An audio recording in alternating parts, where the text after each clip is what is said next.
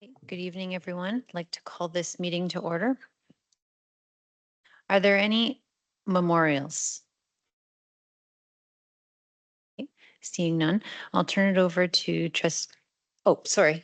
Go ahead. Sorry, Madam Chair, I just wanted to ask us to keep in mind the 300 Nigerian Catholic school children and teachers who were abducted last week in Nigeria.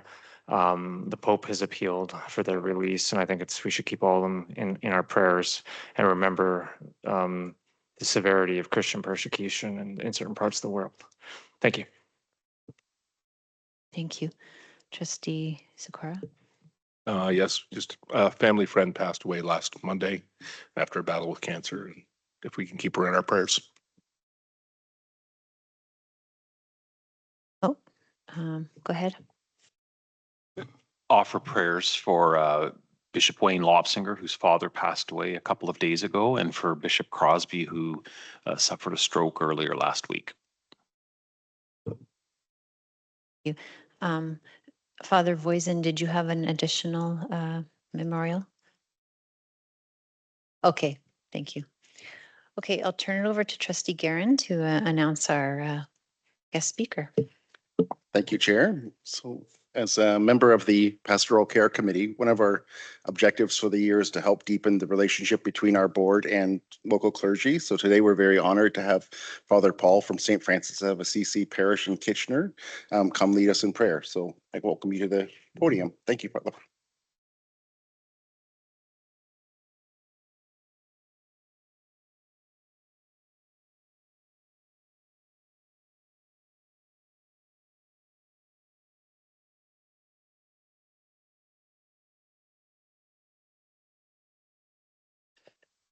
In a few days, we are beginning a new liturgical year with the first Sunday of Advent. Our Advent season is one of waiting and watching as we prepare to celebrate the birth of the Savior, Jesus Christ.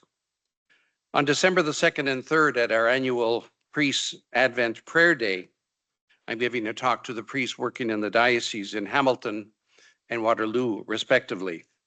And one of the ideas I'm sharing with them and I'm sharing with you tonight is how important that this Advent time be one of activity in our spiritual lives as we wait to celebrate the coming of the Lord at his birth. I have identified 5 attitudes that will make our Advent one of grace. The first is preparing for surprises. When we open ourselves to this season, God may surprise us with graces and blessings so that at Christmas we present to the Lord Jesus a renewed person, a more united family, and a church which more clearly bears witness to Jesus. The second is that Advent can be a time of healing from our sinfulness and brokenness. The readings for this season lead us into reflection on this time of a deeper following of Jesus. The third is somewhat more complex as a time of resistance.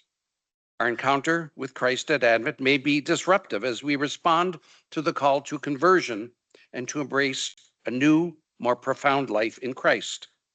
The fourth is to see this season as one of solidarity, going beyond ourselves for the common good that reflects our cooperation with the will of God.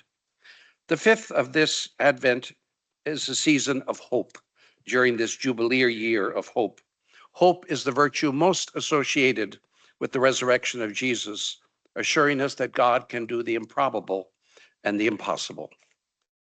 And so let us pray in the name of the Father, and of the Son, and of the Holy Spirit. Lord God, we turn to you as you extend to us a new season of grace, as we prepare ourselves to receive anew the gift of your Son at his birth. May each day of our waiting and watching be one of grace, of renewal and blessing. As stewards of Catholic education, Waterloo Region, help us to model for our faith community and for our school communities the virtues and the values that your Son gave us during his earthly life. May our attentiveness and response during Advent encourage others to prepare their hearts, minds, and spirits for a renewed life in Christ.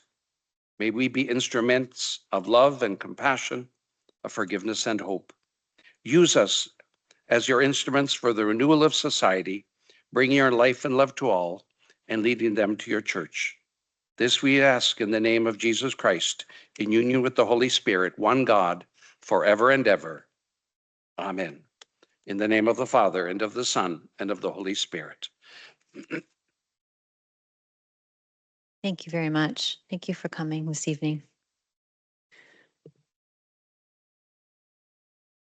Moving on now to our territorial acknowledgement. We would like to begin by acknowledging that the land on which we gather today is the land traditionally cared for by the Haudenosaunee, Anishinaabe, and Neutral people. We also acknowledge that enduring presence and deep traditional knowledge, laws, and philosophies of the Indigenous people with whom we share this land today. Moving on now to the approval of the agenda. Can I get a mover of that motion, please? Trustee Sikora? Trustee Francis? Do we have consensus? Okay, thank you very much. Declaration of pecuniary interest. Is there any from a current meeting or a previous meeting? Okay, seeing none.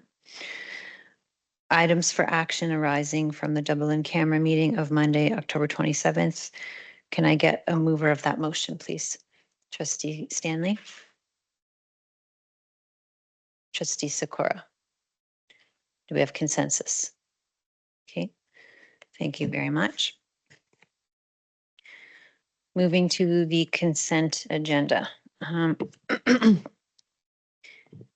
Can I get a mover of 3.1, the Board of Trustee minutes and the inaugural meeting of the Board of Trustees? Trustee Sikora? Trustee Francis? Do we have consensus? Okay, thank you very much. Moving on to advice from the CEO now, then. 5.1 annual report on STSWR. Thank you, Madam Chair. So with us today is our new General Manager of Transportation, Keith Prudhomme, and Leslie Maxwell, who oversees our school travel planning programs. Keith is extremely nervous, and so I told him that we'd go easy on him. Keith has today a nice presentation to share. What we're doing is we're combining both the school travel planning and the annual report from STSWR into one. Previously, it would have been two separate reports, but because they work so closely together, it makes sense to do that. So once Keith is done with his report and Leslie is done with her portions of the presentation, Keith is going to rush off to the Waterloo Region District School Board and provide them with the same, although not quite as good presentation as we're going to get here today. So Keith, when you're all set up and ready to go, you're welcome to begin. Thank you.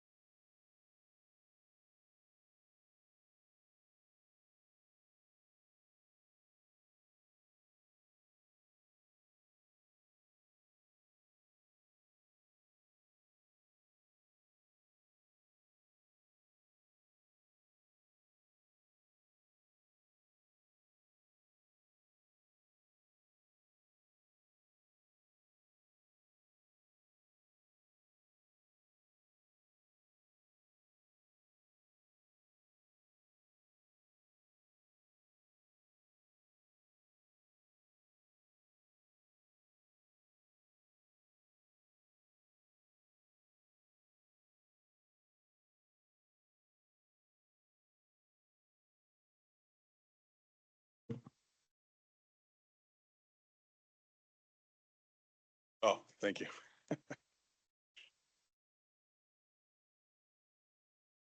Good evening. Thank you for having Leslie and I to present the results from the 24-25 school year and to give you an overview of what to expect this coming school year.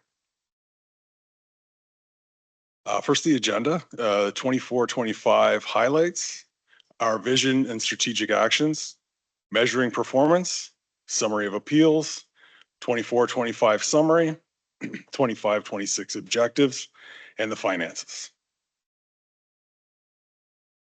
Our 2024-25 highlights include our safety initiatives, bus evacuation training for all elementary students, biannual bus safety training for elementary students, increasing the number of school buses with seatbelts to 69, our annual bus driver PD day, which was done in November 2024, increasing our drive to 5 parking maps to 139 schools, our first rider program for kindergarten students that was held in June of this past year. Our CAA safety patrol for bus and standing patrollers and trailblazers was held in September of last year. And our sidewalk smarts program held in the winter of each year. For contract management and compliance, we do a bus and taxi operator audit every single spring. That's done annually. Monthly, our scorecards are sent to our operators to regulate and make sure there is compliance for valid driver's license, first aid training, EpiPen reviews, vehicle age, and GPS performance. Our bus route audits are performed using GPS tracking systems multiple times throughout the year. Our 2024-25 highlights, recruitment remained challenging. Operators successfully filled the driver positions throughout the year, but daily absences caused some service issues. However, we had no cancellations due to driver shortage. We were able to obtain funding through the region of Waterloo to extend our STP planners from 10 months to 12 months this past school year. The vision at STSWR is to become the beacon of excellence in multimodal student transportation, setting the standard for safety, sustainability, and innovation. Our strategic theme actions are process standardization, our process documentation, technology integration, and improved data transfer between the school boards and STSWR. For communication, we have a fresh branding that we laid out last year. Our social media has expanded to Facebook and Instagram, and we plan to have our new website. We went through the creation process this past school year, and it should be launched within the next month or so before the winter break. Employee wellness is also very important at STSWR. We continued internally with our team building exercises and found valuable PD sessions for our staff. Measuring performance. We'll start with our safety. We had one injury where a student fell and required stitches to their head this past year. Collisions, our total increase from last year. It was a function of a difficult winter. July and February, there were 21 total collisions. Preventable collisions did improve throughout the year from 56% at the end of the year from around 65% in November. We continue to work with our operators to improve the safety for students. Our focus is on road safety and taking the time needed to get to school safely each day. In quality and student ride time, our ride time remained consistent with previous years. There is a slight increase that can be attributed to an increase in the number of students we transport on a daily basis. In service, daily absences were the cause for the longer delays. The focus for 25-26 is to reduce this number by having plans in place for when the unexpected happens. There also were no cancellations for daily routes due to driver shortages in Waterloo region this past year. For cost, STSWR was better than planned by $1.278 million overall in 2024-2025. Improving safety, our extended stop arm. We boast one of the largest fleets of extended stop arms in Ontario. These improve the safety for students on the road, and we would like to add more stop arms as we move forward in the future. Our seatbelts, we continue to add seatbelt buses to our fleet. We currently have 69 buses with seatbelts on them. The usage becomes easier each year as younger students become familiar with the process of buckling up seatbelts. On the school travel planning side of operations, in improving safety, we amplified our Sidewalk Smarts program delivery, making it easier for students to connect with the material and easier for us to scale the program, as some municipalities have been asking for us to add new schools to the delivery. This is a pedestrian skills program delivered to grade 3 and 4 students with both in-class and curbside sessions to ensure that the theories we teach in the class stand up with students' decisions on the street. And our attention for this improvement this year really focused on creating a fun quiz style session that could more effectively engage students and also be delivered to more students at once with fewer instructors. And that allowed us to use more of our instructor hours on the street and improve the safety on the street when we take them outside to do the curbside sessions. We're really thrilled with the results that we got last year, and we're building on that for this year. We also continue to explore the potential for a school streets project with the City of Waterloo, and it's in partnership with Green Communities Canada. School Streets closes the street in front of the school for 15 minutes to 30 minutes at school commute periods to exclude vehicles or allow only vehicles that will travel the speed of people who are walking. That really helps to provide a safer arrival and dismissal for students at some schools that need special attention. Our explorations include direct workshops with a host of experienced practitioners from across Canada, so it's been very in-depth. And we are hoping to pilot this intervention to demonstrate its power to resolve higher risk situations sometime within the fiscal year of 2026. Thanks.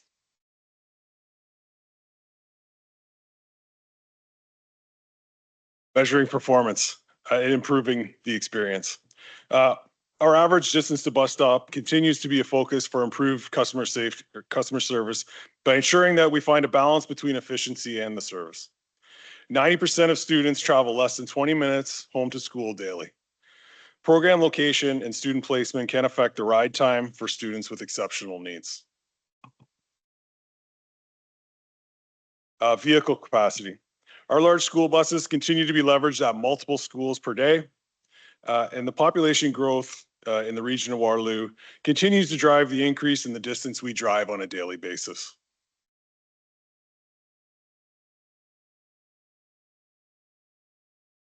Realizing how much longer I take with my slides than Keith does. On measuring performance of school travel planning, this slide shows you the numbers for all of the schools that we work with. So I wanted to take a moment to share with you that in fact, of the 92 schools that we've worked with, 34 of them come from WCDSB.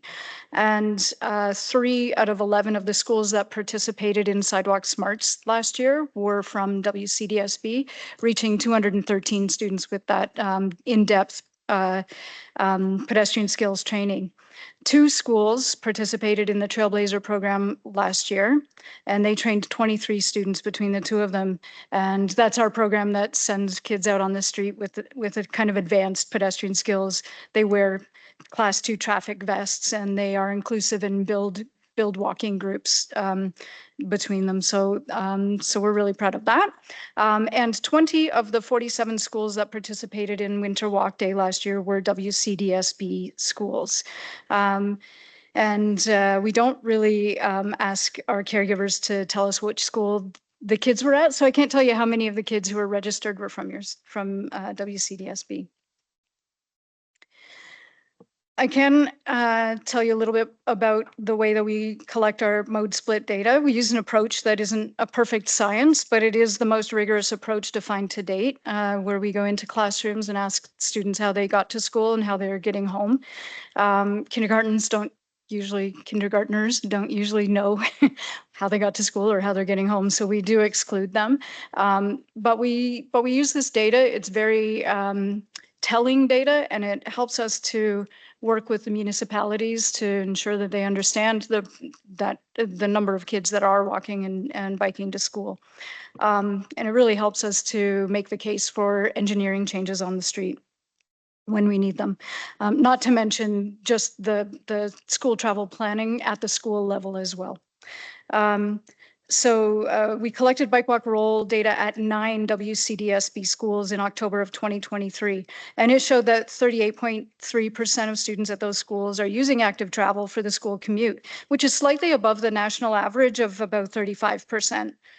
On top of this, 26% of WCDSB students are bused, lending or adding to a green trip score of 64.3%.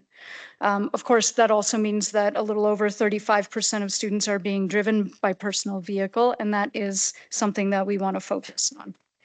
I'd love to take a moment just to talk about two schools. You may have seen in the longer report, we did a little bit of a highlight on St. Michael. They held, as part of an extensive action plan at St. Michael, they held a booth at their spring fair in which they invited parents and students to share how they get to school normally, how they get home, and how they wish they could get to school. And it was very engaging with an engaging way to help students make the connection between that daily choice and the traffic that they see at the school. At St. Dominic, we worked with our municipal partners to come up with a plan to change the site plan function so that we have more space for an additional number of buses at the site, but also excluding additional vehicles from the area so that students on foot are safer. And that took a lot of effort between the municipalities because we have a regional road and we have a municipal road.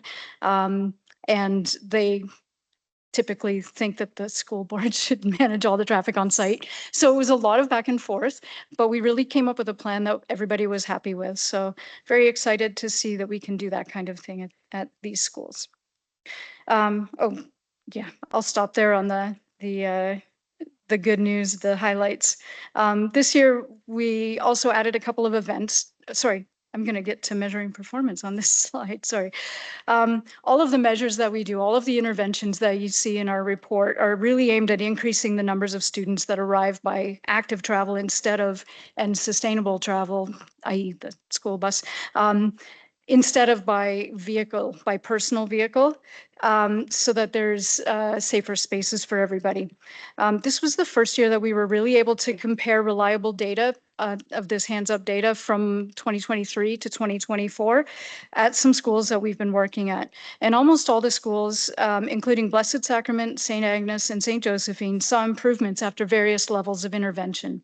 The data here seems to indicate that school travel planning is working.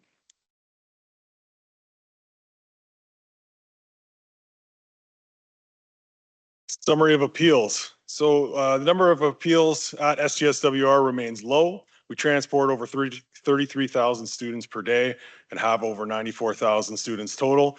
And we only had 49 appeals this past school year. A total at WCDSB, there are 12. Distance is at the root of most of the appeals, distance to school for who gets and does not get a bus. Most of these issues are resolved within the SCSWR office before they get to appeal. 2024-25 summary. Transportation continues to be very safe for students. Overall, SCSWR had a very successful year. Casual absenteeism continues to cause long delays. Safety, sustainable process to ensure kindergarten drop-off each and every day.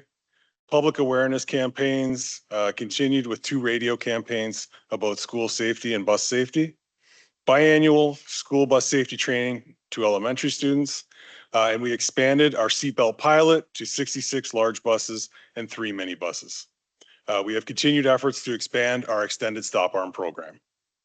Customer service, we maintain a high participation in the delays and cancellation notifications with over 50,000 registered users. Facebook and Instagram followers continue to increase throughout the year, and we have improved our communication to families within the boards by using email instead of snail mail. Active transportation, we've worked with 92 different schools. We now have 139 Drive to 5 maps. We had rebranding and refined materials in the active transportation world. And we improved our sidewalk smarts pedestrian skills training. Driver availability, there is a higher incidence of daily absences that cause these long delays that you saw in this past school year. 2025-26 objectives, building upon our successes and our challenges from 2024-25. In the school year, we will continue to focus on safety, our #1 priority, and we will continue with the simple message to be safe on the roads. We want to reduce our number of collisions from the previous school year. In customer service, we look for new avenues to communicate with families, and we are looking to reduce the number of long delays for children. In school travel planning, we improve the processes with workflows. There are action plans made accessible to schools, and we continue the exploration of school streets. In the technology, we have a new website that should be launching within the next month. And we had new inclement weather videos that were just released within the last couple of weeks for this coming winter season. I did have one question that was sent earlier today. It was posed about whether there will be any transportation challenges in the foreseeable future to plan for at WCDSB. The #1 challenge I can see coming forward in the future will again be driver shortages. They're always a concern. They can create numerous issues from delays to worst case cancellations, but we have worked diligently to fill all open vacancies at our operators this school year. And so far the numbers for the 25-26 school year are much improved. Finally, the last slide is the finances for SCSWR and WCDSB. Positively, overall, we finished positively $1.275 million in. Thank you. Thank you very much for the presentation. Are there any questions from trustees? Trustee Stanley? Thank you for the excellent presentation. I appreciated all the data that you included. It's very thorough. I guess I have two questions, and they both relate to public traffic management and safety. So the first question, I was curious if you could tell us a bit more about the School Streets Initiative. It sounds like an interesting idea and a program with environmental benefits, but I imagine if some parents hear this, they're going to be concerned about the impact on their commute. Is it going to add extra time? Could it back up traffic on the streets? So maybe you could share, I don't know if you've actually piloted it around in the region yet, but if you thought through some of the possible downsides and if those are going to be mitigated successfully. Through you, Chair. Thank you for that question. It is a pretty intensive intervention, and we would only bring it into a place where we've tried everything else that we could first. But it's also something that has been piloted across Canada, and that's why we're so intensely involved in this project. It's being run by Green Communities Canada. The City of Waterloo is our champion city. So if we were to pilot it, it would be in a school that's in Waterloo. The reason we have taken, so the first School Streets project happened before COVID, and the reason we've taken so long to actually evaluate and explore this option is because many things can go wrong. Many of the early interventions relied on volunteers to set up barriers every day and to deal with the traffic and the kind of negative interactions. So through a lot of those projects, they've figured out what the problems were in those negative interactions and found other ways to remediate or to give families another choice. And generally, they would close one street that would make it easier for children to walk, but not necessarily impact the most traffic. They would put it on the quietest street, right? So we would be looking for the perfect context in order to do that. And truly, it is an intervention that would require heavy planning with the school community. And so we know we wouldn't just come in and say, hey, this street is closed, go find somewhere else. We would work with the parents and the school administration, as well as with the cities, to find the perfect kind of installation and to find those alternatives for people before the time comes. And they actually find in like the studies show that actually it doesn't mean that it actually does reduce the number of cars that show up at the school. It doesn't just push them to another street. So when parents start to feel that it's, or family and caregivers start to feel that it's a safe place for the kids, a lot of people make the choice to drive because the school frontage is so bad. So if we can provide a nice, comfortable and safe place for kids to arrive, that does change some families' minds. So the traffic is reduced and we find that there's better spaces for the traffic that does need to come. Okay, thank you very much. I guess the second question would be, with the provincial government change to speed cameras, has there been any possible fallout or implication for safety or any other aspect of traffic management around schools? Through you, Chair. That is a loaded question, isn't it? It's kind of early for us to know what the next steps are, but we are exploring that with our regional partners. All I know is that there's some connection to potential traffic calming funding, and that our municipal partners are eager to hear from us about what we think might be a good, good trade-offs, I guess, or good alternatives. I also know that in order to install all the traffic calming that it would take would cost way more money than anybody has right now. So I'm sad personally to see those cameras leave, because they were the first intervention or engineering piece that actually had an immediate impact and a widespread impact on the way people thought about school zones, right? Everybody was aware suddenly that they were driving through a school zone. Now, I also agree that changing the design of the road is going to be far more impactful and far better for us moving forward. So I'm hopeful, and I'm here and ready to work with the municipal partners when they can. Yeah. Thank you very much. Sakura. Thank you for your presentation. You actually answered one of my questions already about extended stop arm. Just wondering what's slowing the rollout of these, and do we have a plan to get them on more buses? What slows the rollout is that it's a cost to the consortium. So we need to buy the extended stop arms to put them on the buses. As we move forward, it's finding where that money is to expand the program to more buses and in our fleet. As I mentioned earlier, we do have the largest fleet of them currently. They work very well. Drivers are extremely happy with them. We're really happy with the results that come from that. It's just a matter of finding a way to expand that program. Other questions from trustees? Okay, thank you very much.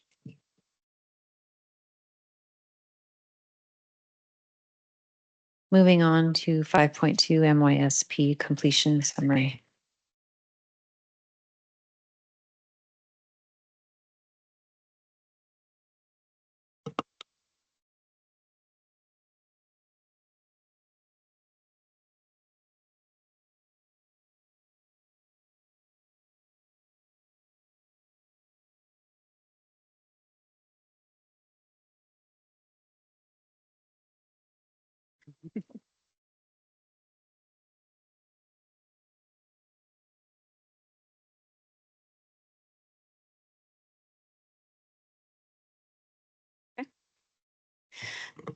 Through you, Madam Chair. This evening, we are here to present the multi-year strategic plan. It is a report card for the 2022 to 2025 multi-year strategic plan. That is our previous strategic plan before our board has approved our new 5-year plan moving forward.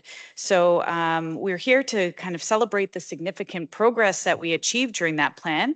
We'll talk about the implementation of the plan, kind of just to refresh your memory a little bit, some highlights of indicator trends demonstrating system-wide growth, and we'll provide some strategic insights to enhance the development and monitoring of the next cycle. So what we've learned, just some important things that we've learned from this. So as you know, we are required under Section 169 of the Education Act that we submit a multi-year strategic plan, and this plan was approved in December of 2022. The plan was successfully aligned with our system priorities across all of our WCDSB initiatives, including our pastoral plan, our student achievement plan, and our school improvement and equity plans, the mental health strategy, and our well-being strategy. So its overarching aim was to foster belonging, faith formation, and achievement for students, families, and staff.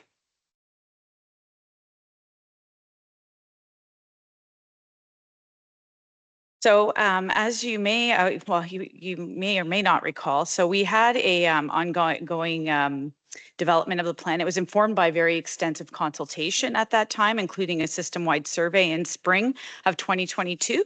And we had administrator feedback in the fall of 2022. So this consultation reaffirmed the board's mission, vision, and beliefs, which remained constant and served as the foundation of the strategic plan. So building on the foundation, the director and the senior staff identified 3 strategic directions: awaken to belong, ignite to believe, and strengthen to become, with the corresponding goals for students, family, and staff and families. So these goals were written to ensure that everyone could see themselves reflected in the plan, while recognizing the importance of the ambitious transformational outcomes. The board intentionally developed a framework that was very concise and adaptive to the evolving system needs during the post-pandemic recovery period. So the 2022-25 to 25 multi-year strategic plan had strategic goals with 3 pillars, as I mentioned: awaken to belong, ignite to believe, and strengthen to become. So each of the 3 pillars had a unique goal set for each student, staff, and our parents and community.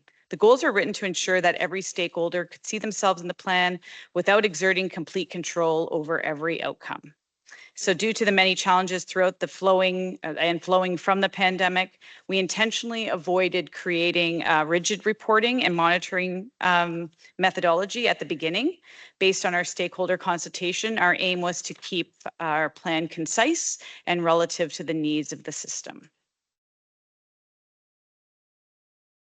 So when creating a new strategic plan, it's important to see those through lines, as we have just gone through our newest cycle as well. So showing the through lines from the plan into all of the plans that are operationalized the multi-year strategic plan. It was monitored using an accountability framework, was supported by 30 evidence-based indicators. So these indicators combined historically used measures such as graduation rates and achievement data with newly developed tools, including surveys and St. Louis program outcomes. So each goal was linked to 1 or more indicators to provide a comprehensive view of progress from multiple perspectives. To ensure the transparency of the plan, the MYSP indicator dashboard was launched in September of 2023 and was updated monthly throughout the duration of the MYSP as new data became available, and it was all posted on our website. While these indicators track progress towards strategic goals, individual action plans and programs also use qualitative and quantitative measures collected by departments to guide the implementation. So these measures, which inform programming decisions, fall outside of the monitoring strategy and are reported separately through the board reports that you would have received. So the WCDSB research team systematically reviewed each multi-year strategic plan indicator to ensure data relevancy and accuracy and alignment with the framework. So only data collected during this time was included in the trend analysis. Earlier data was considered historical and excluded from the review. So each indicator was evaluated on 2 dimensions: the direction of change, so whether the indicator showed a positive, stable, or an opportunity for growth trend over time. So you can see here on the left, the direction of change was either positive, stable, or working towards, like, we were still kind of developing and it's slow to progress. And then the goal progress was met or in progress. So while 2 dimensions are distinct, an indicator may show positive movement forward and to continue to advance toward fully attainment beyond the framework. We did find that there was, by the time we had launched the multi-year strategic plan and all of the indicators and the dashboard, that we were well into 2023. So realistically, it was only a 2 years worth of information that we were able to collect. So our progress towards our goals, we are celebrating our system-wide progress across our indicators. So the analysis of the MYSP indicators reveals impressive system-wide progress, with nearly 70% of all indicators were trending positively. So this demonstrates that the strategic plan successfully drove meaningful improvement across multiple domains during the 3-year implementation cycle. So Ignite to Believe emerged as a particular area of strength, with over 81% of indicators showing positive movement, reflecting exceptional engagement in faith formation and the Ontario Catholic School graduate expectations. Awaken to Belong also achieved significant gains in equity and inclusion, with nearly 69% of indicators advancing. Strengthen to Become, while showing growth in 59.8% of indicators, reflects the ambitious nature of those achievement-focused goals and demonstrates that comprehensive system transformation requires sustained investment across multiple years to allow for full implementation of programming. So that's the resource allocation, professional development for staff. Of course, we had limited professional development at that time due to post-COVID issues we had with staffing. So also in investments and resources in realizing their complete impact. So you can see here, we have 70% of all of our indicators trending positively, which is a good news story. 40% of all indicators met MYSP goals in only the 2 years. So, and educational research tells us that system time usually takes between 5 and 8 years to really see an impact. So we're very pleased that our next MYSP will be 5 years. That will give us really good runway to be able to collect more information and be able to see that improvement. So an analysis of the goal attainment across the 3 strategic pillars reveals some meaningful progress. 39, so like I said, 40% of stated goals were achieved. Among the pillars, again, Ignite to Believe achieved the highest proportion of goals met at 50%. Awaken to Belong, 47.5 goal attainment. Strengthen to Become achieved 26.4 full goal attainment with significant advancement, so almost 60% across the remaining indicators, highlighting both the achievement realized and the ambitious nature of these objectives.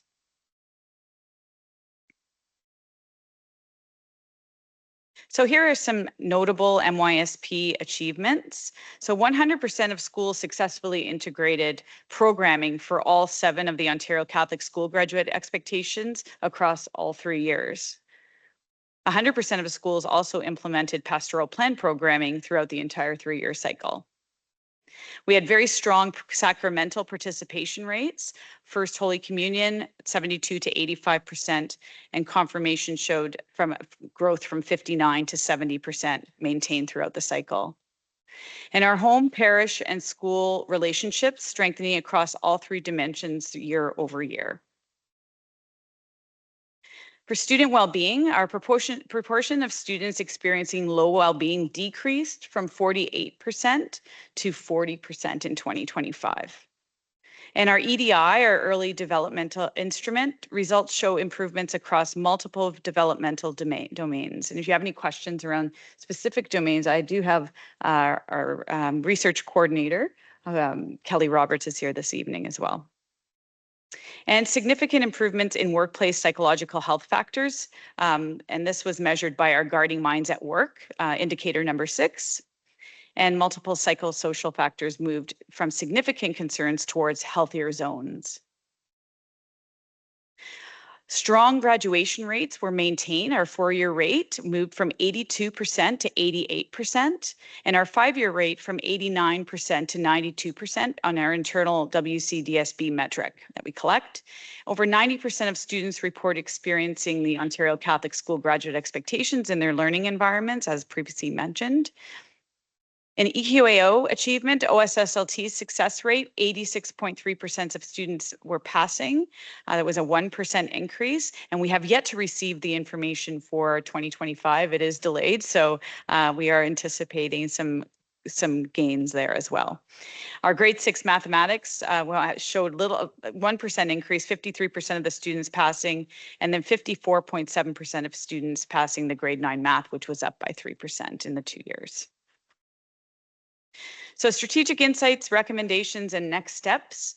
A 3-year cycle challenges. So we did have challenges with the shorter cycle, limited time, data lag, and post-pandemic complexities were definitely part of that. Our recommendation was to extend the MYSP from 4 to 5 years for better implementation and data, which we have done. So we're pleased with that. 39.6% of goals achieved and 69.3% trending positive, needed more time. And our next steps, as we monthly dashboard updates, finalizing our goals and indicators. So this is what we are working on right now. So the new multi-year strategic plan has been completed after the robust consultation that took place. So our current work, as I mentioned, is working on our developing goals to support those strategic priorities that we have selected, measuring success, and the monitoring strategy that will guide that implementation on how we measure those goals. And that is the work that our senior team, we have been collaborating with our research team over the last few weeks to identify those specific key performance indicators that we want to be measuring in order to achieve the strategic goals that were laid out in the new plan. So this work is informed by comprehensive data and insights gained over these 3 years, positioning the board to set realistic and ambitious goals. I think we've gleaned a lot of information from this past plan and how we were moved forward. So some of the goals that we had laid out in this plan, we will continue to monitor those goals, because if they're good goals and they support the work that we are doing, we will keep them going, and then we will be developing and are developing new goals to support those strategic priorities. That's the end of my presentation if you have any questions. Thank you very much. Are there questions from trustees? Trustee Sikora? Thank you, Director, for that report. I guess my question, you were mentioning goals at the end, and I guess the problem of going from an older one to a new 3, how much overlap are we going to have in the set of goals between the prior MYSP and the current? I can't specifically say a percentage of overlap. When we're looking at some of the achievement data, so obviously any work that's in our school achievement plans, EQAO data, graduation rates, when we look at pathways and programming for pathways, those indicators will carry over because it is really great 3 years worth of data. We certainly want to keep the momentum going, but our pillars are new. And so we will be having to develop new pillars, new goals and new indicators to be able to reach those goals. So tough to say, really, if they're like where it's going to land. We're right in the midst of it right now. We've spent hours working on it with our senior team and our research team. And we're really now the research coordinator is working individually with superintendents to determine that all of the items that they need measured in their given portfolios are represented. So I should have an update. We're hoping for a preliminary update by the December 8th meeting. Yeah. So coming along. Any other questions from trustees? Seeing none, thank you very much. Thank you. Moving on to special education update.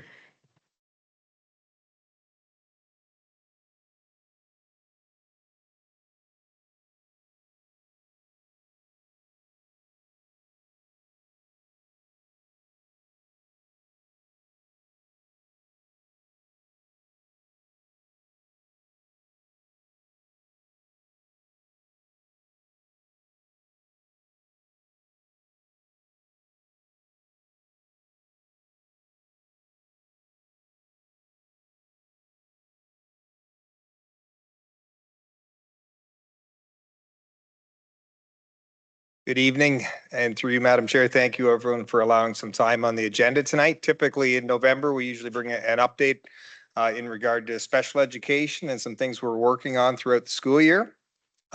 Tonight, just wanted to highlight a few key points of interest, and I would also like to welcome, we have Erin Lemack here, Principal of Student Services, and also T. Battistella, Senior Manager of Student Services, who will be presenting with me. And I'm just, Stephanie, is this progressing? Thank you very much. Sorry. And so you'll see as we're moving towards, we just looked at the last MYSP. As we now move towards our new MYSP, we're aligning our goals and to the different for learning, serving, and belonging. So you will see here that some of the aspects in the report that we spoke to, supporting multiple pathways. We'll be speaking that falls as we're talking about our special education needs navigator, and then transform learning through leadership and staff development. In the report, we talked about PD that we're going to be offering our staff. Serving, celebrate, and promote our distinct Catholic identity. Erin Lemack's going to touch upon the sacramental kits for our students with special education needs, and strengthening connection between homeschool and parish. That's another fine example of that.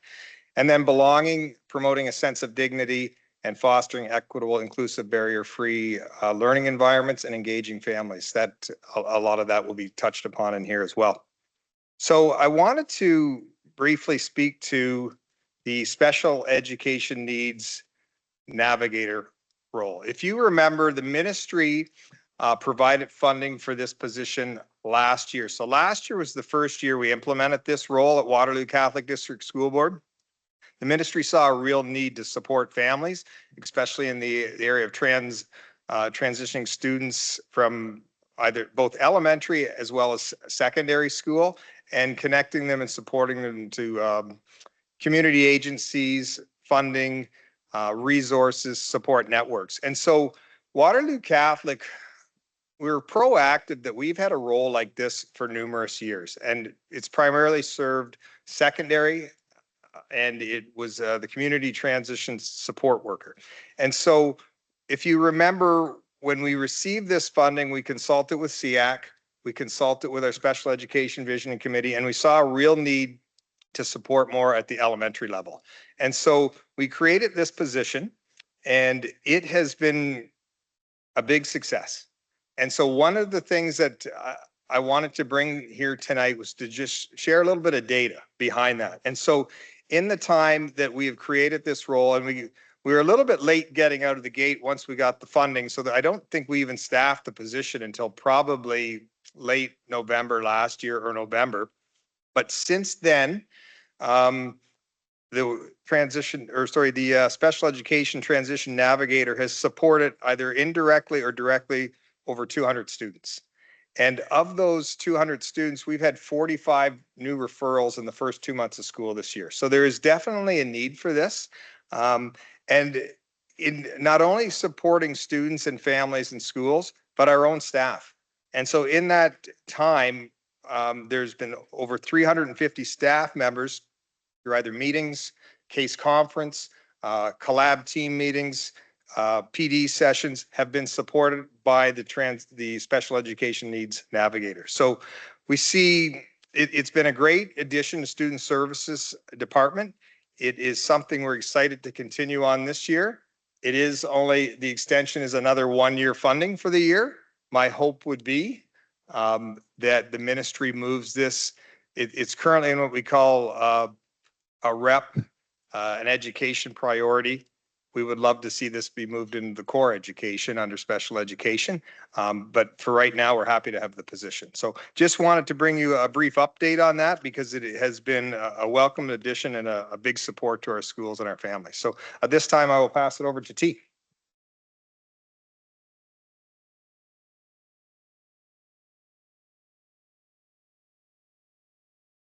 Hello, thanks for having me back. For those of you who may recall, last November, I talked a little bit about supporting some of our kindergarten learners around self-regulation and being proactive, using some good strategies, some basic classroom management. We talked about how in 2023-24, our behavior analysts led some training. We had all of our child and youth care workers trained throughout last school year with the goal of our kindergarten teams being trained to implement this year. Happy to say that did happen. We were able to collaborate with program services, and on the June PD day, the last PD day of the year, we were able to bring all of our kindergarten teams together. So that was classroom teachers and early childhood educators, as well as our special education teachers and our child and youth care workers. We had 5 trainings running, so we ran it by a family of schools. So each family of schools went to their separate training, and this training was delivered by our behavior analysts. So all of our kindergarten teams had this training on what was preschool life skills, how to run it in their classroom. It's essentially, if you don't recall, an evidence-based program that is in beautiful alignment with the 4 frames of the kindergarten program, specifically self-regulation and well-being. So this has rolled out in a lot of our classes. It's a bit of a success story. So this is where we are now. So since our rollout, about 88% of our kindergarten classrooms have started implementing preschool life skills. Some have done it on their own. So some educator teams have felt confident in their own capacity and running it on their own. Some are having help and having it run with the CYCW in their classroom. And others are also still having the support of our behavior analysts. So our behavior analysts and our child and youth care workers freed up their Septembers as much as possible to really fully support the implementation of preschool life skills in whatever kindergarten classroom team that was willing to put it into place. So 88% is about 145 of, I think, about 165 classrooms. There's also some grade 1 classrooms who are running it for some students who were in SK last year who could still benefit. There are also students who get this in a small group, so they dig a little deeper, and students who get it in a one-on-one in addition to the class-wide support. When we look at what's been happening in kindergarten in the last few years, we generally see a pretty high rate of what we would call incident reports coming out of kindergarten, so junior kindergarten and senior kindergarten, and that may be simple things as, a student knocking something over or a little bit of aggression or something that a staff might interpret as an incident. So we can say that, there's probably a number of factors. We are hopeful. It's a little early to tell, it's year 1, to see if there is going to be a correlation between the implementation of this preschool life skills program and a decrease in incidents, because we're seeing inclusion, equity, proactive skills, self-regulation being built in our students, as well as that confidence and capacity with our educators. So in comparison from this September, October to last September, October, it's about a decrease of reporting of about 37%, which is about, I think, 95 less reports in September and October for kindergarten, which is great. If we look at the previous 2 years, so 2022, 23, and 2023, 24, we are still down in incident reports. Overall, it's, I think, about 20% overall. So we're hoping to see that decrease. Another positive is our early childhood educators did receive BMS training over the summer. So we coordinated BMS training for about 500 ECEs in the summer. So that, again, is teaching some really practical, proactive strategies to defuse, de-escalate, and build skill with our students and keeping our staff and students safe.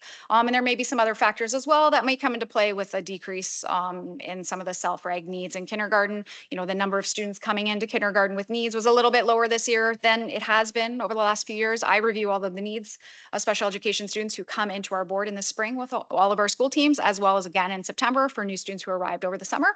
And we did have a little bit of a dip in our JKSK students who arrived with needs. So a few things might come into play, but we'll continue to offer and have this roll out and hopefully keep our numbers high. The uptake of about 90% or more in our kindergarten classrooms next year and for the next few years hopefully becomes a toolkit that our educators can use in kindergarten classrooms.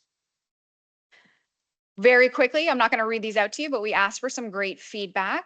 So a teacher at John Sweeney, highlighted the partnership and the teamwork. They collaborated with a child and youth care worker, and we're seeing some very great gains. And they're continuing to do this with their SKs this year. So this was a school who had started it actually at the end of last year. They decided to get it rolling in the spring. This was the feedback here. Give you a moment if you want to take a peek.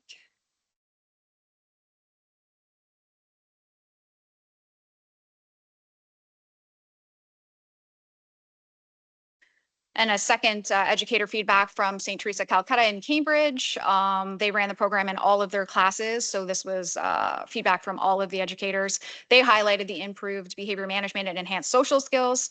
And they feel as though it's more effective when it's introduced early in the year versus a little bit later in the year, because it allows them to build that language and teaching into their classroom right from the beginning. I'll hand it over to Erin Lemack. So this fall, we launched a new system called Clever, which replaced our IEP Writer program. So the Clever platform is developed to improve the management of our IEPs, so individual education plans, our medical plans of care, and our student referrals. It provides a centralized, streamlined approach to documentation and tracking, offering our staff a more efficient and user-friendly program. So the project spanned for about 2 years, beginning with a joint acquisition process with several other school boards. So student services work closely with our IT staff and product designers to customize the system for Waterloo Catholic, so our documents look like our documents and function the same way our documents previously did. Training, professional development, and resources were provided to staff before and during the implementation. The system officially launched in September 2025. Student Services and IT continue to have close collaboration with Clever to address any of the remaining issues. We are still working on fine-tuning how the program works, but we are pleased to report that the system is fully operational, with thousands of IEPs completed and sent home by the ministry's fall deadline. Excuse me. Last year, in collaboration with and support from the Director of Education, the Religion and Family Life Consultant, and with the use of CPIC and MYSP funds, adaptive sacramental kits were purchased for each school. These kits support students with special needs who are preparing for their sacraments. Building on the positive feedback from last year's parent session, the Waterloo Catholic District School Board Special Education Advisory Committee is excited to host another event, Grace for All, celebrating the sacraments with those with special needs on February the 4th, 2026. This session will give students and families a chance to explore the adaptive sacramental kits and learn how to access them through their home school. These kits have already been signed out more than 150 times, indicating that these kits are truly valued. We are proud to continue this initiative, which strengthens the connection between school, home, and parish, ensuring that the sacraments are truly accessible for all students. And this concludes our presentation, and we welcome any questions. Thank you very much. Are there any questions from trustees? Trustee Phillips. Okay, so I have a question in regards to, I know we have a kind of a list of all the special needs that we cover, and I was wondering if there's a plan in action to cover special needs that we may not necessarily have on the list, but for children who are in need, for things that are not recognized here necessarily, but are recognized by doctors. So let me give an example without giving any personal information. There was a student who had AFRID, which is an avoidant restrictive food intake disorder, and they did not qualify for special needs. And basically what it is, it's a disorder where it's similar to anorexia in a way, but they don't eat it. They don't eat food because it's the texture or the fear of food. And all the student would need was 15 minutes a day for somebody to sit with them and say, hey, eat your food, and then it would be over.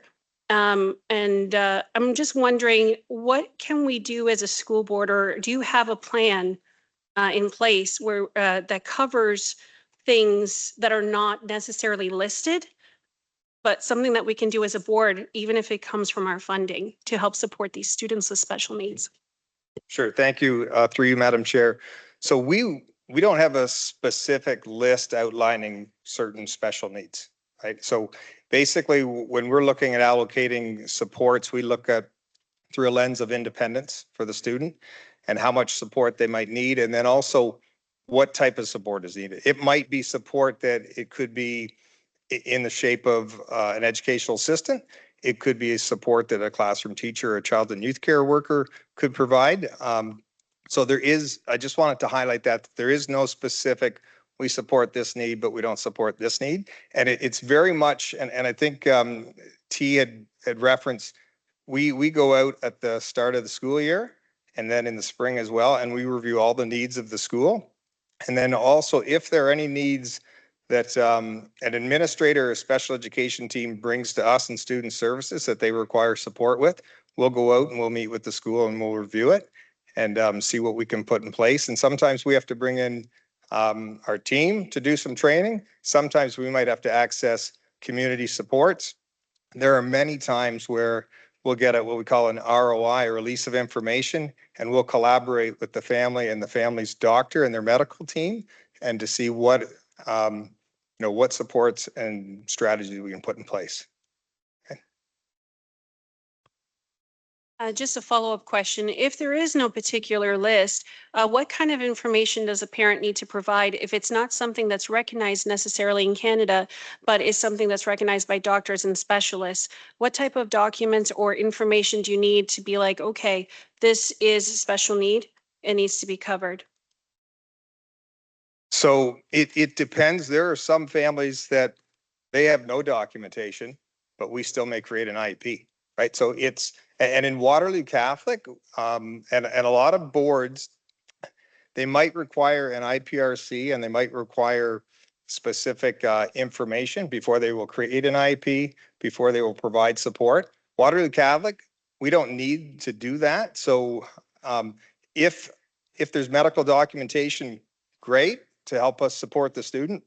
But if we are seeing things ourselves, if the special education teacher, if the classroom teacher, if the principal, they would follow what we call the spec ed process, which I don't want to get too granular, but it would start with an A1, which is concerns, and then you implement strategies for 6 to 8 weeks. And then after that, you will review to see if it's been impactful or not. So to answer the question, we don't necessarily need certain documentation. It's more about supporting the student and what we see and the information that is brought forward. Okay, thank you very much. And maybe we'll follow up after in regards to the specific parent that I'm talking about, but there is a situation that does need help. So thank you so much. Yep, no, and I appreciate the question and happy to do so. And it's, if there are ever any things like that that a school is not sure about or comfortable, I hope that by all means they can always reach out to either myself or the members of the team. Okay, thank you. Are there any other questions from trustees? Trustee Garen. Thank you, Chair. Just, you may have mentioned it before, but I'm just not clear. Are there any other boards that are taking it, like leading a project like the Sacramento preparation for students with special needs? Through Madam Chair, we've been collaborating with, and I'm going to lean into Dufferin Peel, and I think Halton Catholic was also exploring it as well. So I'm not aware of a lot of boards doing it, but we have had a few that we have been leaning into and sharing best practices with, and I hope to see it grow. Yeah. Thank you for the question. Trustee Sikora. Thank you, Madam Chair. I guess I have a question really about volume of IEPs. So you're indicating you've implemented like several thousand IEPs and we're about 27,000 students. So we're in the vicinity, that would indicate we're in the vicinity of about 10% of students with an IEP. Is that correct? Through you, Madam Chair. So great question. And I did want to highlight, like, switching over the platform from IEP Writer to Clever was huge. And to the volume, Trustee Sikora, that you speak to. So if we would, and I'll do this off roughly, if we have approximately, say, 27,000, typically, I think as a ministry guideline, they would say approximately 16 to 17% of students would be supported with special education needs. So if I'm right, that's around 4,500 or so Would that be in the ballpark? We'd have probably over 4,000 IEPs, which would be a mixture of accommodations and a mixture of modifications as well. So we are in line with the provincial average on that. But you're correct, it would be several thousand. Trustee Doherty Masters. Thank you for highlighting the system navigator, and I hope that we might be able to support you somehow with advocacy to get it into core funding. So if we can do anything, please let us know how we can advocate for that. I just had a question, if you might update, and I know you didn't touch on it, for supports for our learners that are beyond the expectations. So what we used to be called gifted learners. So maybe you can just highlight a little bit about what supports are in place for those students. For sure. Thank you for the question. Through you, Madam Chair. And I think I'd shared this at a previous meeting. We did at one point have a gifted itinerant teacher here staffed at the board. When we were having staffing shortages and budget restraints, that person was surplus back to the classroom. So that person became a special education teacher, and we absorbed the role in student services to our special education liaison. So each family of schools, each school has a special education liaison attached to it as part of the multidisciplinary team. And so they are now the key support for supporting the school, the special education teacher, and if needed, the classroom teacher in programming for gifted education. Probably the biggest change that we've seen on that is that at one time we would offer workshops, and now we don't offer workshops for gifted learning. We have a list of resources and programs out in the community that if we are approached, we can share, but otherwise that would be the biggest impact. And to your point, Trustee Doherty Masters, thank you for the advocacy. Would be much appreciated in regard to the special education needs navigator position. And if that is something that I can bring forward to you for advocacy, I'd appreciate that. Thank you. Any other questions? Okay, seeing none, thank you very much.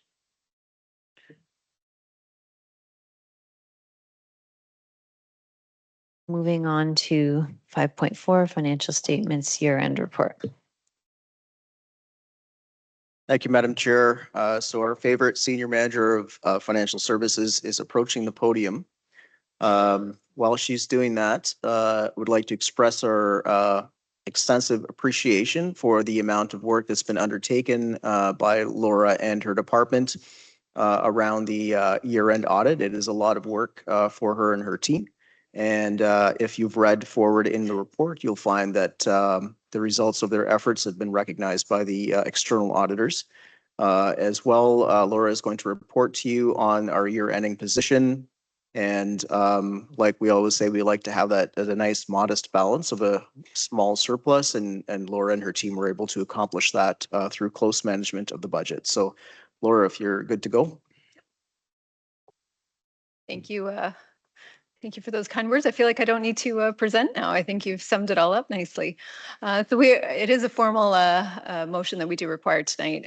So we are presenting the financial statements. They were presented to the audit committee about 2 weeks ago.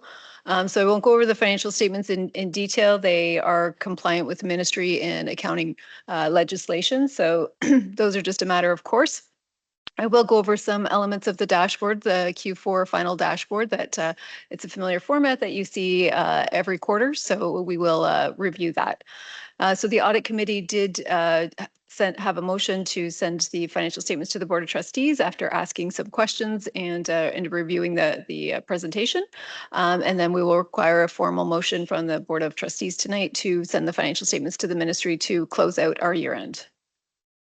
So there were no new changes to the financial statements from last year. So it was kind of a nice year where there was the comparatives year over year allow for that easy comparison. So we do have to keep up with any changes, regulatory changes that may come up. And there was nothing this year.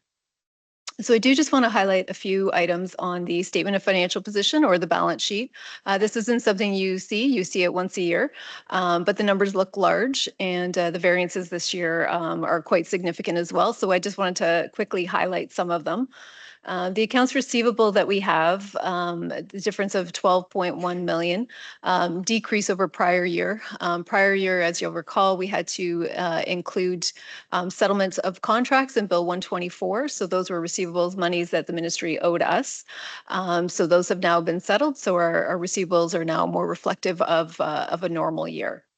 Our capital approved accounts receivables has increased by 16 million. So this is a large increase year over year due to all the construction that we're doing. So opening the 2 new schools this September and then the 2 new schools next September. So the ministry pays the board or, provides the funding to the board after we've spent the money, and they do that 2 times a year, once at the end of March, which is the ministry's year end, and then once after our year end. So they should settle up some of that cash for us in February when they review our financial statements.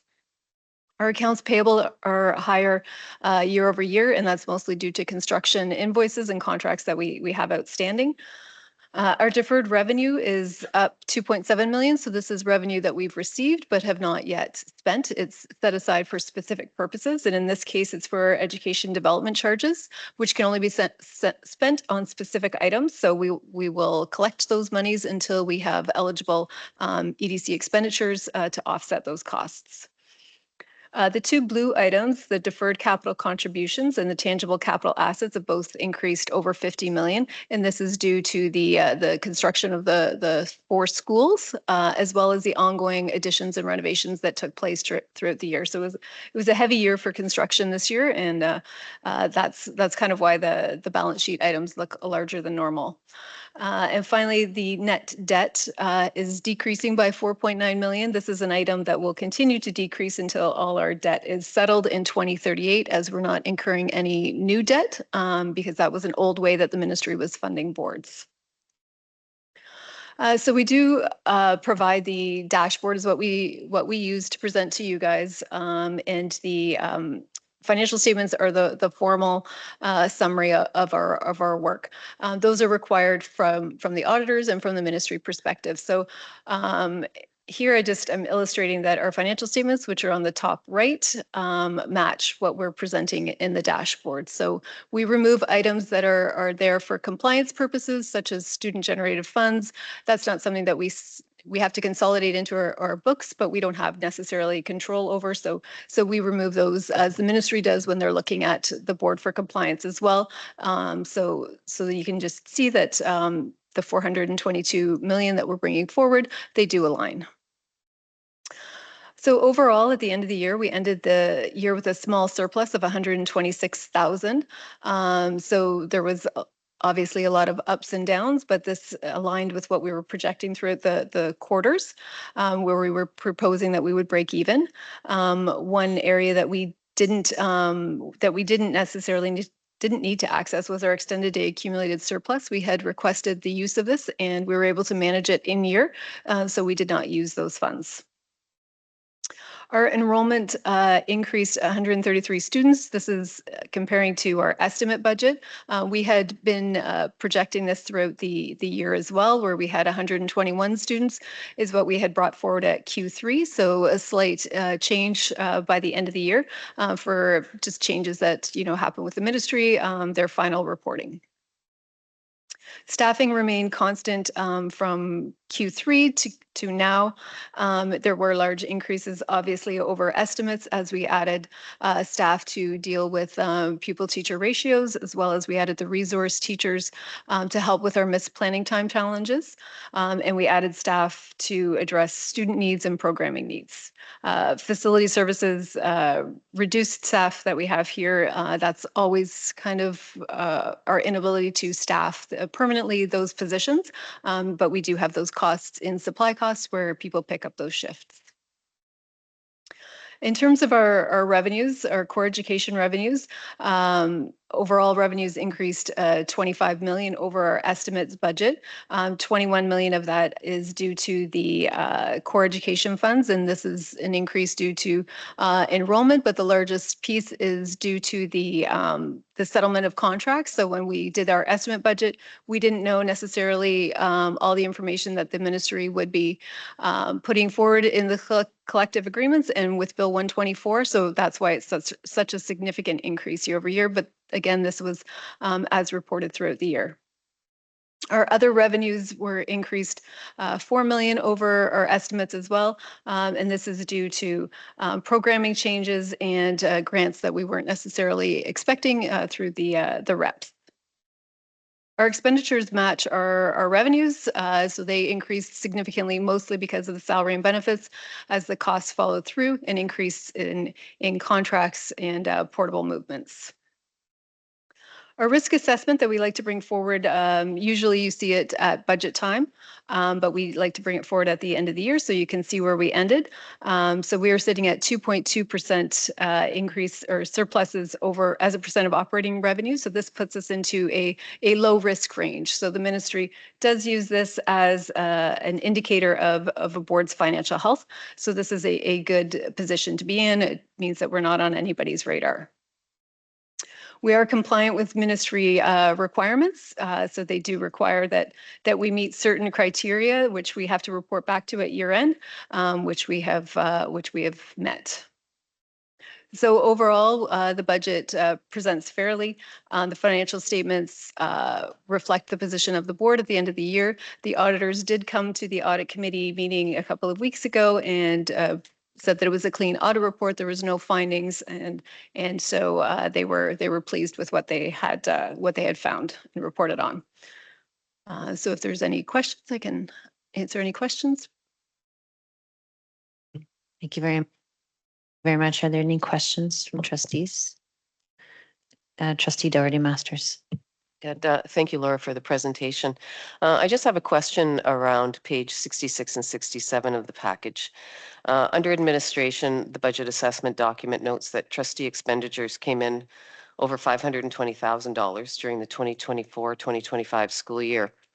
The spending was almost $180,000 over the estimated budget amount of approximately $340,000. That leaves trustee expenses at 52.3% over the budget for the 2024-2025 school year.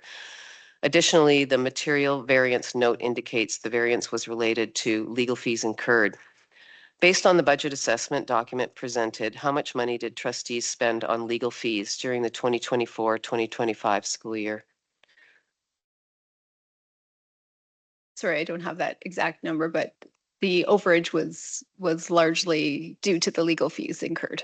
Okay, you don't have a sense of how much that might be? I just. Okay. I do. I just don't have it with me right at this second. Okay.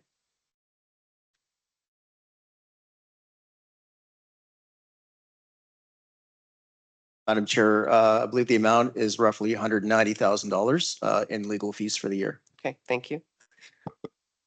I do have a follow-up question if I'm permitted. Okay. Thank you. And again, you might not be able to answer this question, but maybe it can be answered at a later time.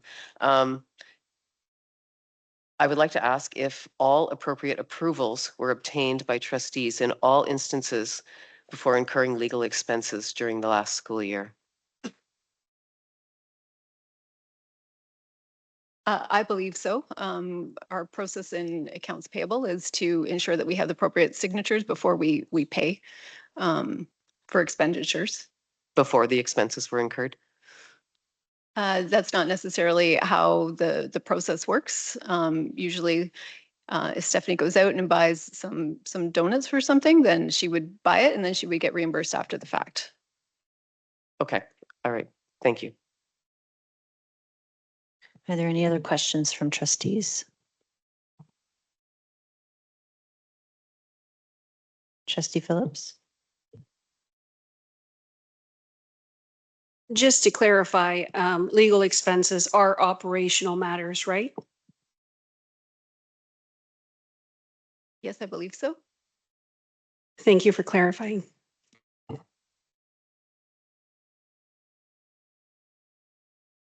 You have something to add, Superintendent Maharaj? I do perhaps, and it may not help you, our legal expenses, operational expenses. I just want to clarify that you are saying operational versus perhaps governance. Are those the two categories or? What I mean is you don't come to us to ask every time you need to hire somebody. It just kind of shows up in the reports. We eventually approve it. But operational is an operational decision that the board makes through administration, and then we just see it afterwards. That's what I meant by operational.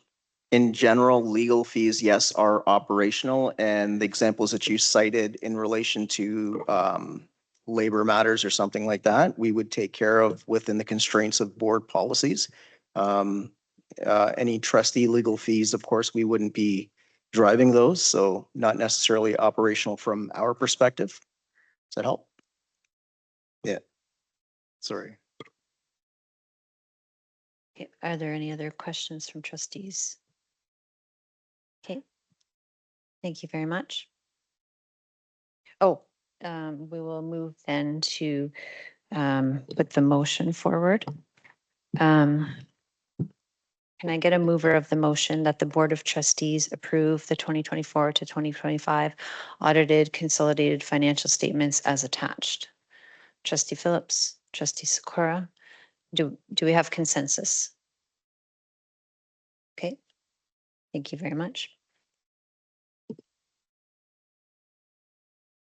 Moving on then to enrollment staffing report.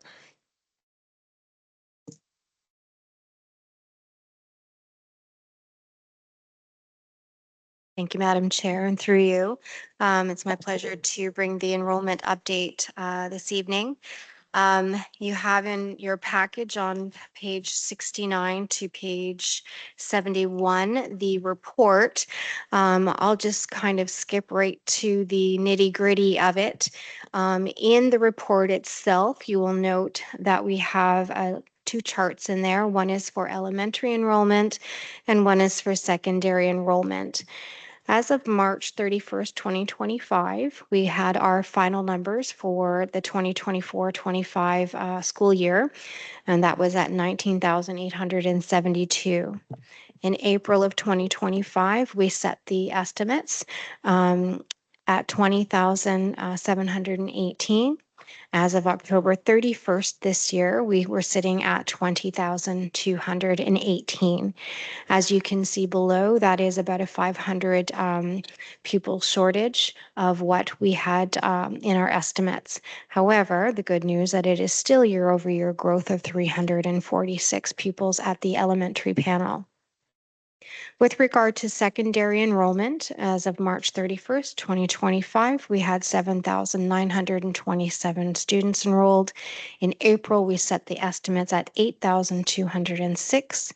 And as of October 31st this year, we had 8,174, which again shows us at about approximately 32 students shy of our projections, but again, 247 pupils higher than we were last year. So while we did not hit our targets, we did still see growth over last year. And so in that way, it's a good news story. I bring this report to you for information, and I'm happy to take any questions you might have. Thank you. Thank you very much. Are there any questions from trustees? Trustee Sakura. Thank you, Madam Chair. I was able to attend the open house for our new secondary school and speaking with some of the people there. It sounded as though there's some interest actually from Grand River Secondary School for parents moving over. So the secondary enrollment may improve potentially. So I guess one question is, with the lower enrollment estimates, is that going to have any impact on like the LTAP? Do we expect this to be a long-term, a temporary lowering of target? So we have the methodology. The methodologies that we use. We do look at averages over the years, and so we look at what the trends are from the last few years. So this dip will have, I shouldn't say a dip because it's not, we're still growth. But this reduced growth will factor in as we look at what our projections for next year will be. And depending upon what happens next year, then that will also be utilized in the following year's projection. It's the methodology that we've been using since the beginning of time, I think. And you know, I think there are some mitigating factors in our world that may have influenced where we're sitting right now. And so I think the methodology is really solid. It's just, you know, unfortunately, we don't, you know, we can't control what happens in the world around us. But thank you. I appreciate your optimism for increased enrollment at secondary.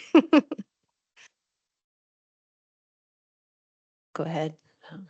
Madam Chair, in terms of the LTAP, our friend who I think is still behind me, Jennifer Passy and her team have revised some of those projections. We will continue to grow year over year for the next 10 years.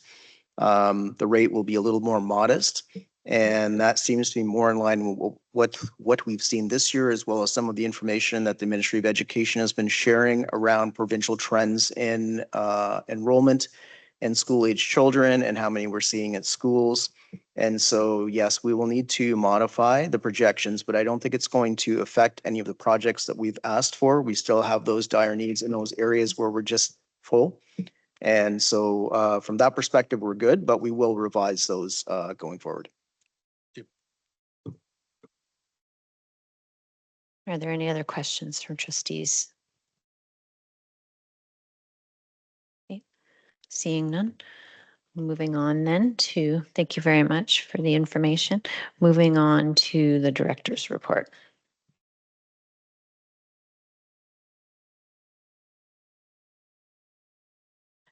Through you, Madam Chair, just a few updates for the director's report. You'll notice the new board template for some of the reports in the package, and that is the template that we'll be using moving forward. We're still in transition as we develop the comprehensive indicators, as I mentioned earlier, for the multi-year strategic plan. But the report tonight is strategically or intentionally focused around how the work that is happening satisfies those strategic goals. So many of the reports tonight in the package were from information presented from last year. For example, audited statements, the multi-year strategic plan, for example. So those were on the template that had the previous indicators on there. So going forward, as of December 8th, all reports moving forward will be on the new template and will support our new strategic priorities. So under learning, so I've divided up the report, as you can see, around the 3 pillars. And you will see under learning, I just highlighted that I have completed visits to all 52 of our schools in the system. I concluded this month the St. Benedict's Family of Schools, St. David's, and all of our specialized program. It's on Bosco, Cape, Yap, St. Louis, and Project Search. I will be visiting a second site at the hospital, previously St. Mary's Hospital, the Wren, next Friday, which has been absolutely tremendous. The visits have been extremely invaluable. They have allowed me to gain incredible insight into the unique strengths and needs, opportunities within the schools communities, and informing our strategic planning and resource allocation moving forward. It just gives me a real bird's eye kind of snapshot of what's happening in the system with regards to some of those programs. Also had the opportunity of attending the St. Louis Adult Learning Center graduation. So thank you to those who are able to attend on November 7th and November 14th, celebrating alternative pathways and lifelong learning for our adult learners. As I mentioned previously, the new multi-year strategic plan indicators and monitoring strategy has been the focus of my work for November. So I am looking at the pillars, and we're developing those goals to support the indicators and the measurable indicators for each of those specific priorities that really align with the work that we're doing. So I'm hoping that we will have a bit, like I said, we're working really hard on trying to determine those goals. I'm hoping to have an update to you by the December meeting. So we will be creating a Power BI dashboard for monthly tracking and public transparency, similar to what we had before, and developing those action plans with clear responsibilities and timelines. I continue my professional engagement with the collaborative, Canadian Collaborative for AI and Learning, Southwest Code, eCode, AGM and Conference, which will happen later this week, and the Business Education Partnership Board meetings, as well as many other meetings and engagement that I have had. Very special welcome to Bishop Joseph Dabrowski. So he has been named our new bishop of the Hamilton Diocese. So he was previously served as Bishop of Charlottetown. So we'll be excited to be installing him on February 2nd and welcoming him warmly to our community.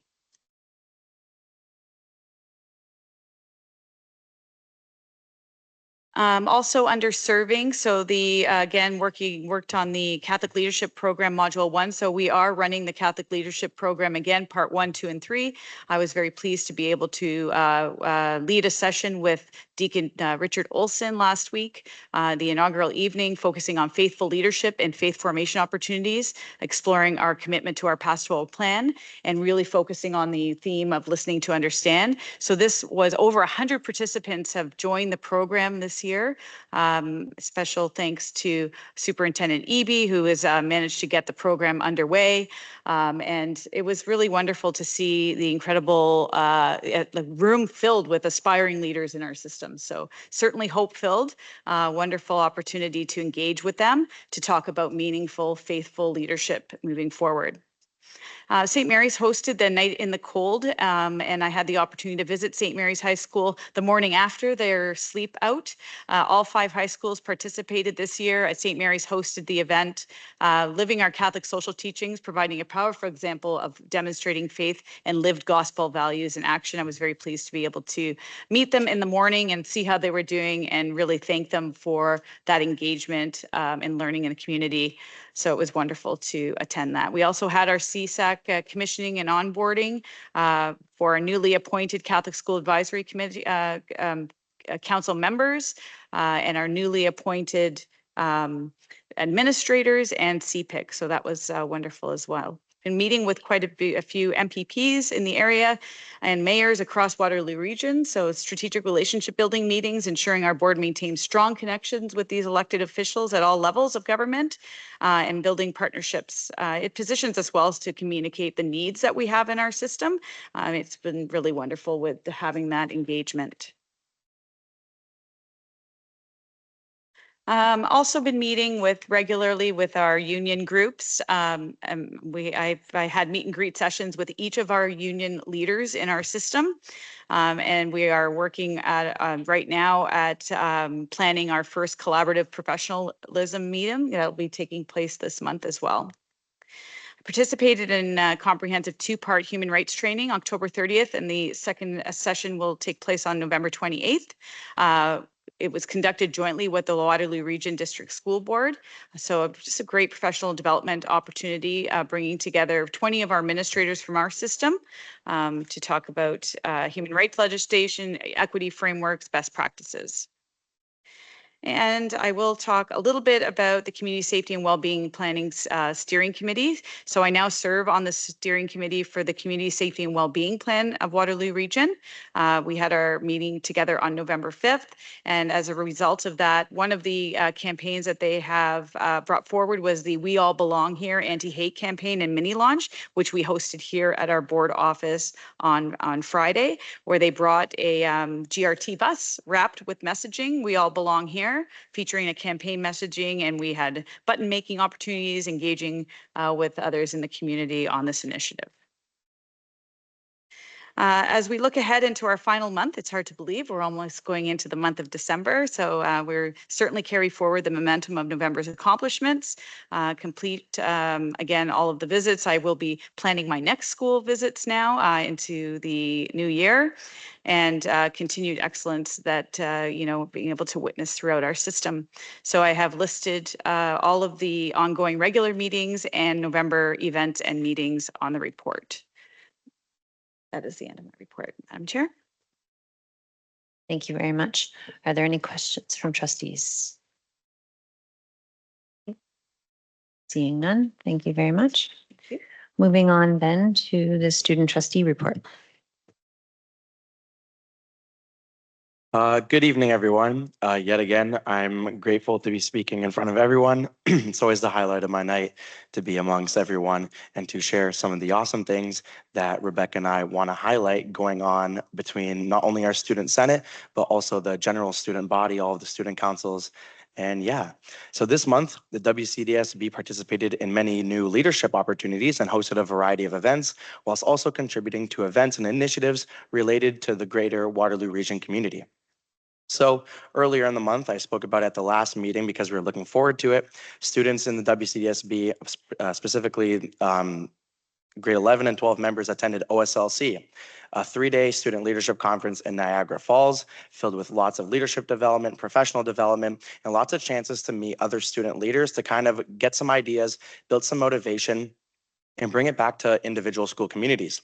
I know that observing students from the WCDSB, specifically from St. Benedict, Resurrection, Doyle, a lot of them had fun. I know that one of the kids told me it's so inspiring to be around so many different student leaders that are across the province, meeting kids from Ottawa, from Niagara to Windsor, to share similarities, to share differences, and to kind of just conspire on why you want to better your school communities and get some new ideas to bring back. And yeah. Then a second thing which happened in November was our first Senate semester initiative. So we partnered with the Rerun Shoe Project, and the goal was to collect used running shoes and new socks to donate to different organizations across the region. So Senate was able to partner with this organization, which is a non-profit Canadian organization run by an Olympic athlete, Julian Stolly. And the initiative was a success, and students from each of the 5 high schools learned more about the organization and how their participation in school does translate into action beyond the school community. Then on November 11th, each of the high schools had a Remembrance Day liturgy or observance led by their drama club or class, student councils, faith and action ministries, and other performing arts kind of clubs. Students were given poppies and had the opportunity to write the names of those that they have lost in a book to then be recited in prayer throughout the day. Students led the school in prayer and a land acknowledgement prior to information about the importance and history about Remembrance Day. And then all schools played the last post and had a moments of silence together. And then to more school-specific activities at Monsignor Doyle, they released their school newsletter called A Dose of Doyle, and it was created to inform students of different activities, sports events, and teacher interviews throughout the month. And the newsletter is in a digital format created on Canva and distributed throughout the student body, again, created by students. St. Benedict recently attended a community Christmas parade that they've been attending for the past 2 to 3 years. I attended last year, but unfortunately I wasn't able to attend this year because I was at the Otsego Fall Journal meeting. Hearing from the students that attended, it was the student council was invited, cheer team, the e-car racing team, and robotics club all attended. Although it wasn't very wintry and it wasn't snowy, instead it was raining, students had lots of fun walking the street of Hesper Road, just cheering, having fun, listening to music, just trying to set the tone for the Christmas parade and just, show off some school spirit. Students at St. Mary's submitted their original artworks pertaining to their culture and or heritage to be displayed in the lower form for students to observe. This collage of images allows students to showcase their ethnic origins through their own creativity. We recently hosted our student senate meeting at Mary's, and I do believe I was able to see this. It's a very interesting piece, and it allows the school to showcase diversity and for artists to kind of have this opportunity to display something for the school, and it was awesome. At St. David's, the production of Charlie and the Chocolate Factory is being put on, and students will be performing it over 3 days. I believe this is something that was in the weekly report by Director Verano that everyone is invited to, and I encourage everyone to attend. They'll be performing it to their elementary feeder schools, and other performances will be showcased in the afternoon to a paying audience, which I believe will be a part of you guys. And then at Resurrection, students from Resurrection's feeder schools were invited to attend a grade 8 night, which was the opportunity for grade 8 students and their families to tour Resurrection, meet some of the staff members there, and speak to students about the different clubs and classes that they will get to take part in at the school. The event was run by students, part of our club called Phoenix Friends, which runs throughout the school kind of year. And I was able to actually see some of the grade 8 students go into school, which was kind of exciting. And they were definitely surprised as to how big Resurrection is. And then staff members were also there to help answer questions about students' future at Resurrection, which was very nice. And finally, as I previously mentioned, I was thankfully able to attend the Asa Eco Fall Journal meeting, thankfully to Ms. Medeiros' amazing facilitation of that. It was a great time. It was my second Asa Eco conference. There was lots of professional development time. There's a presentation about building like a proper resume and understanding the importance of digital footprint being in the position that we are.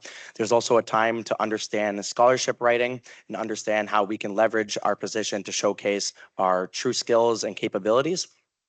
It was a great time for me to meet other student trustees across the province to weigh in on what's working, what isn't working, and it was awesome. Yeah, thank you all so much.